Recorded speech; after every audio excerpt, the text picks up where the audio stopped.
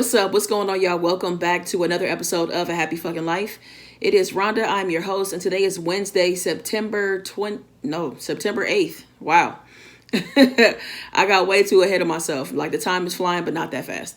So it's only the 8th. And here we are, back with another episode. I missed last week. And all the feels. Let me go ahead and jump right into the first segment. That is what it's called. All the feels. That's what it felt like last week. That's why I skipped last week. I ended up going to San Diego. There was a reading of my play and 3 other amazing creators. Their plays as well. Shout out to Soul Kiss Theater. And went to San Diego. And I feel like going to San Diego just really threw the rest of my week off. I don't know why, but I don't know. I want to say going and coming back was about a 3-hour ride. And I don't know. I just had a hard time recovering for the rest of the week after that. But I feel like seeing my play read was an extreme high. And then I don't know. The week just crashed after that. It just completely crashed. So all the feels, how have I been feeling for the last week? High and low.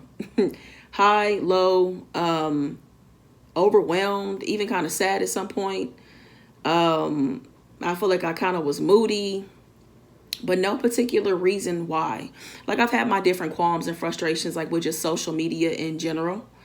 But I feel like as I was sitting here thinking, I was thinking that a part of it could be that I don't know that I've really taken the time, I think I've mentioned this before, to really process like what's happened over the last like year and a half. It's like I have, but I haven't. You know what I'm saying? And I feel like that I've talked to a lot of people just one-on-one with different things that they have been going through over the last year and a half, like making myself available to that. And I don't know that I was really restoring myself and recovering from a lot of that like emotional stuff that other people's, stuff that they had going on. And I'm not saying they were just throwing it at me. Like I willingly made myself available to certain things, but I don't know that I took the time to really just recover like the time that I needed. And I think I was just doing too much, too fast, all at once. And so I feel like that this moment is just like, when something finally catches up to you, that's what this kind of feels like. Because I don't have a reason to be sad. Like nothing happened.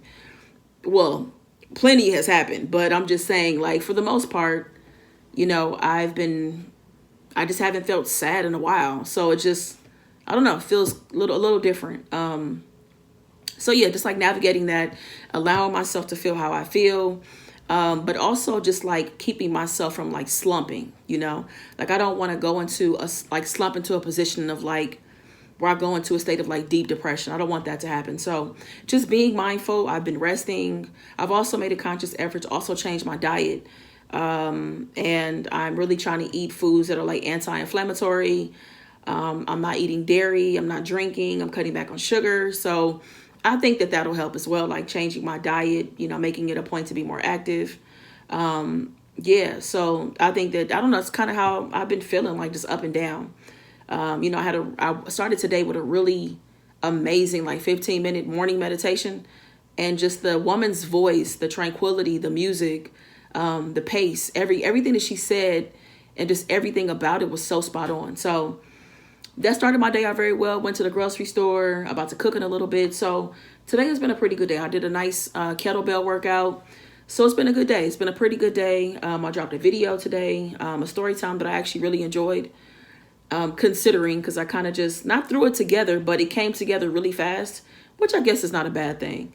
But yeah, I think I think a lot of it too, with these feelings that I'm having, is that I'm in a huge transition stage of my life. Everything started with my hair, but my content has changed on my main channel on Rhonda's Red Sauce. Like I'm no longer doing like mukbangs, even though I did those for 2 years. I'm stepping away from those. It just feels like things are supposed to be different. So I'm just sitting in that. I think I'm getting settled and used to it. So maybe even just that change and transition is why I'm feeling the way that I'm feeling, just that shift of energy and new things coming in and old things going out. I don't know. Maybe that's what it is. So that could be it. That could be part of it. But again, I do think that I don't know that I really sat with a lot of my feelings or like recovery, in talking to people during the pandemic. So anyways, just being mindful of a lot of things at this point. So the next part is best of the best. So I'm going to talk about some of the best advice I've seen online, that someone's given me, that I heard in a song, whatever it may be. It could be in a book. This week I got this from social media, and this was posted by Prince, the photographer. And what Prince posted was, you either quit or you keep going. They both hurt. Right? So it's a very simple quote, but you either quit or keep going. They both hurt.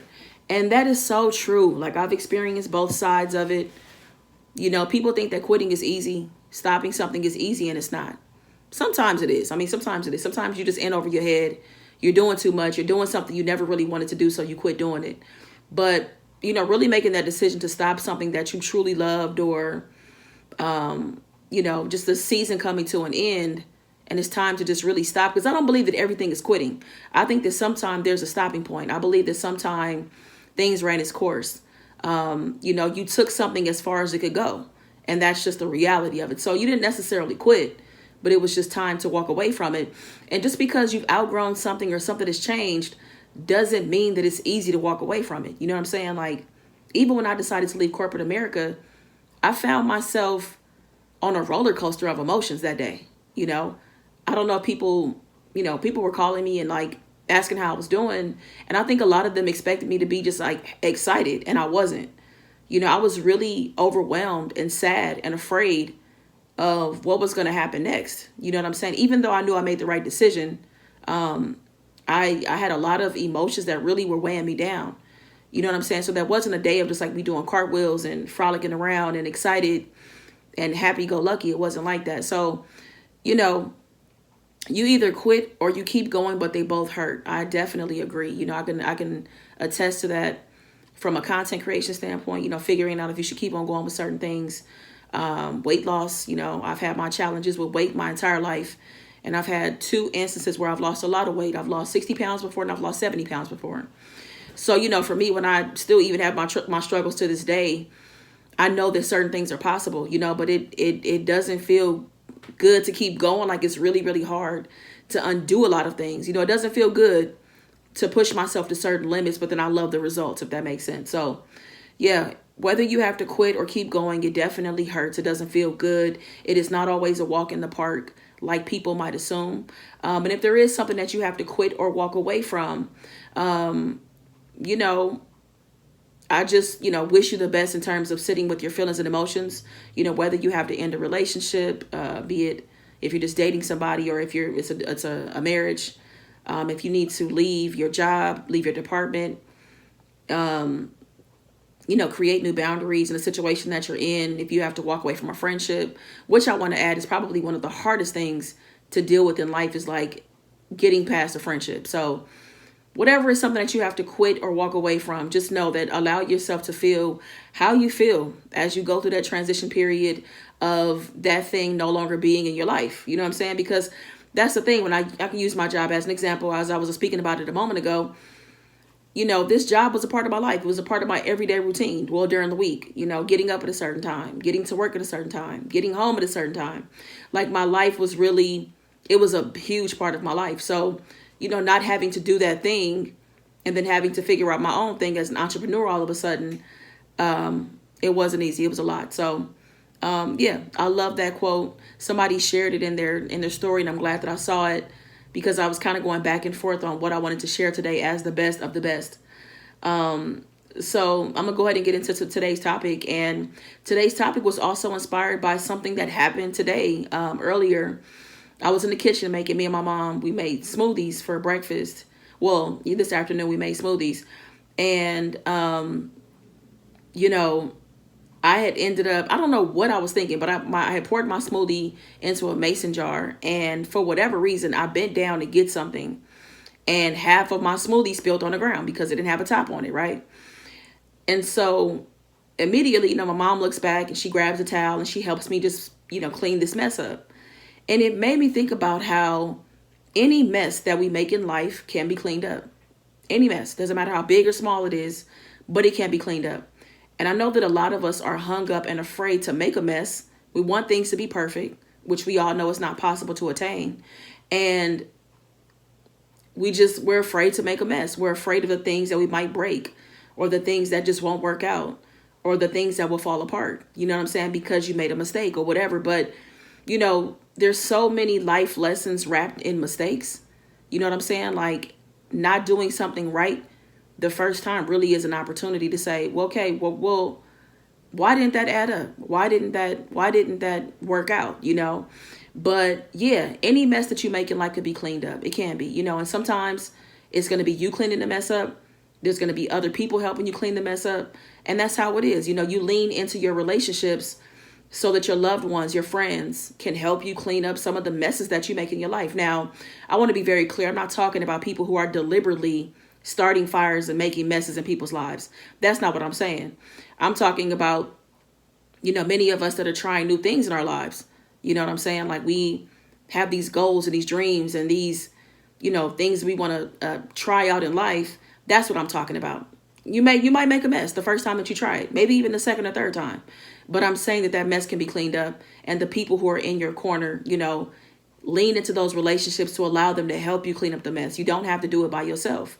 And that's what it made me think about. My mom just immediately didn't say anything, didn't ask questions. She immediately just grabbed the towel and helped me clean this mess up because I was frustrated. Because I was thinking, like, Rhonda, why did you lean over with your smoothie in your hand like that? I was frustrated.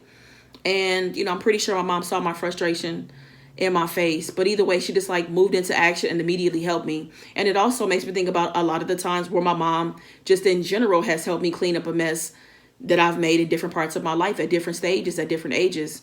And, just allow ourselves the time, the space, the grace to make those mistakes. And some things are going to be a mess. That is for sure. You know what I'm saying? But allow that mess to be cleaned up, no matter how much time it takes, and allow people to give you a helping hand, as you make that mess in your life, and that's it. That's all I wanted to talk about this week. So this is pretty short and sweet, but I'm glad to be back and recording an episode. I'm about to go cook some food. I'm about to go make some collard greens. And I don't know what I'm making on the side, but I'm going to cook some other stuff too. I'm going to cook a whole bunch of stuff to kind of meal prep a little bit. So I meal prepped the other week, and I realized how much I missed meal prepping and how much easier it makes my life when I don't have to cook every day. So I'm just really focused on eating at home. And like I mentioned earlier, with this meal plan that I'm kind of on right now, just avoiding dairy, sugar, processed foods, things like that, and not eating late, not drinking. So that's it. So I'm about to go cook and get on with the rest of the day. Thank you so much for either watching on YouTube. Please be sure to give the video a thumbs up and also meet me in the comments. Let me know how your week has been. Let me know if you want to drop some words of wisdom or your favorite piece of advice that you've ever received in your life. I love, seeing that and reading that. So, and if you're listening, if you're on the Apple platform, please go ahead and take a second to go ahead and scroll down right underneath when you pull up the podcast under A Happy Fucking Life. If you scroll down, you'll see a couple of episodes. Then right in the middle, you're going to see an option for you to leave a review. Go ahead and leave me a star rating, or you can go ahead and write a sentence or two and tell me what you think of the podcast. All right. So I appreciate y'all. I'll be back next week. Y'all take care. Be good to yourself. Peace.